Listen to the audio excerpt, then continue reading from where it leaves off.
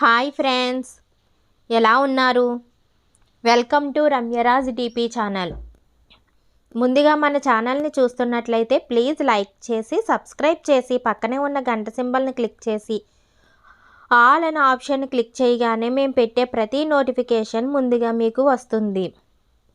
ఈరోజు టాపిక్ కార్తీక పురాణం 18వ అధ్యాయం గురించి తెలుసుకుందాము. సత్కర్మానుష్ఠాన ఫల ప్రభావము. ఓ మునిచంద్ర, మీ దర్శనము వలన ధన్యుడనైతిని. సంశయములు తీరునట్లు జ్ఞానోపదేశము చేసితిరి. నేటి నుండి మీ శిష్యుడనైతిని.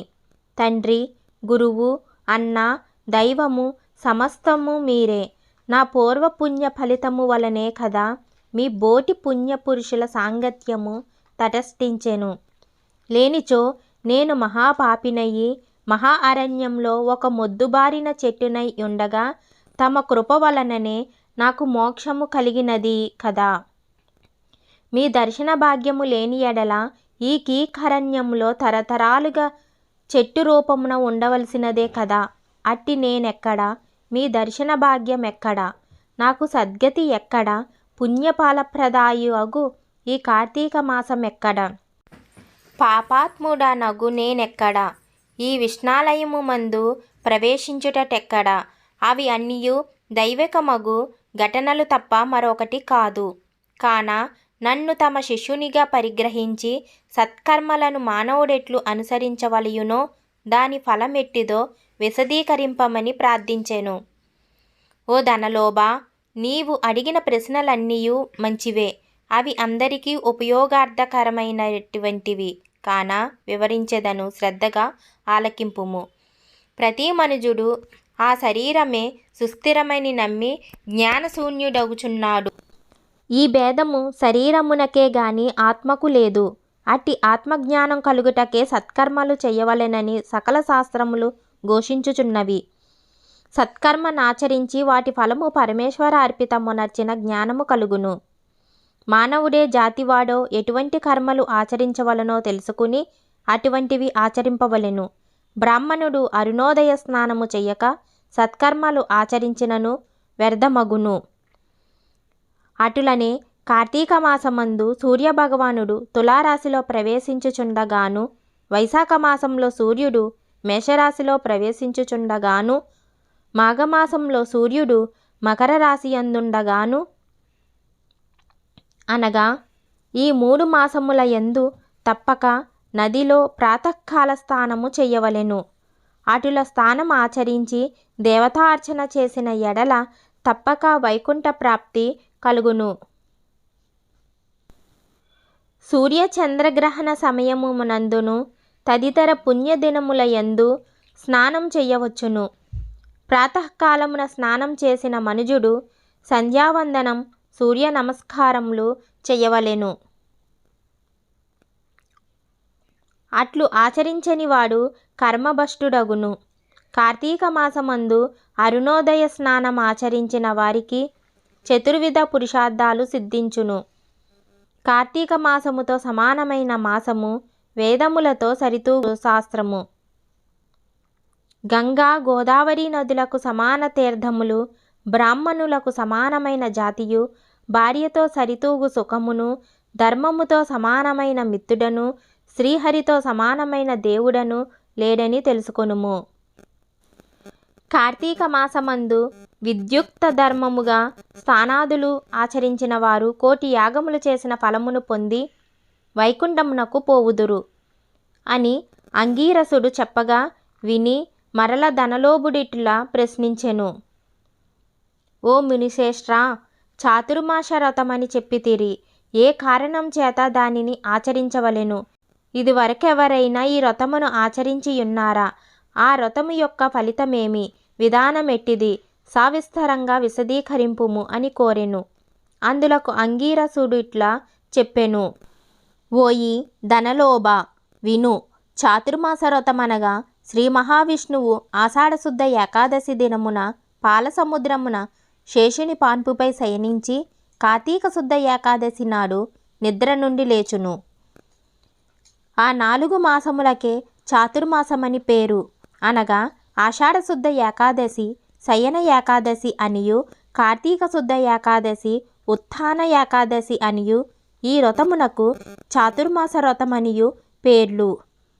ఈ 4 మాసములలో శ్రీహరి ప్రీతి కొరకు స్నాన, దాన, జప, తపాది సత్కార్యాలు చేసినచో పూర్ణ ఫలము కలుగును.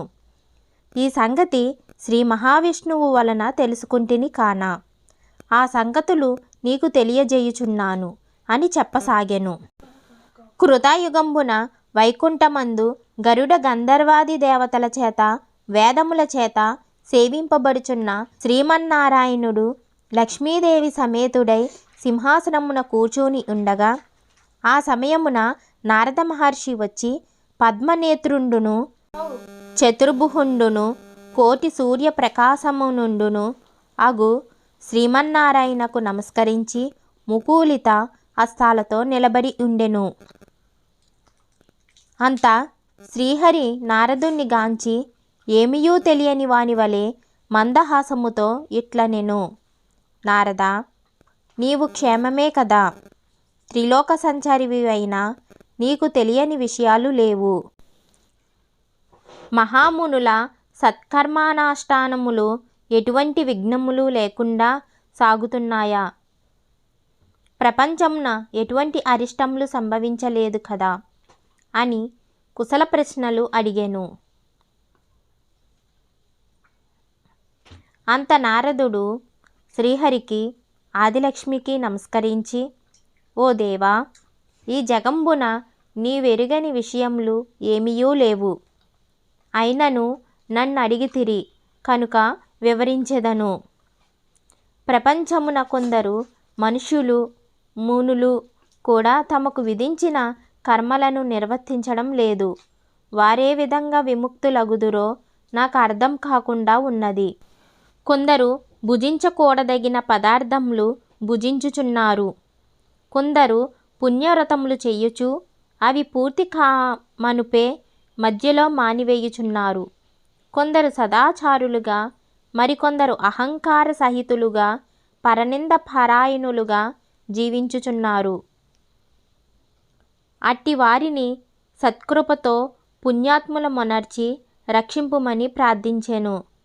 అప్పుడు జగన్నాటక సూత్రధారి అయిన శ్రీమన్నారాయణుడు కలవరపడి లక్ష్మీదేవితో గరుడ గంధర్వాది దేవతలతో వేల కొలది మహర్షులున్న భూలోకానికి వచ్చి ముసలి బ్రాహ్మణ రూపంతో ఒంటరిగా తిరుగుచుండెను. ప్రాణుల భక్తి శ్రద్ధలను పరీక్షించసాగారు. పుణ్యనదులు, పుణ్య ఆశ్రమాలు తిరగసాగారు.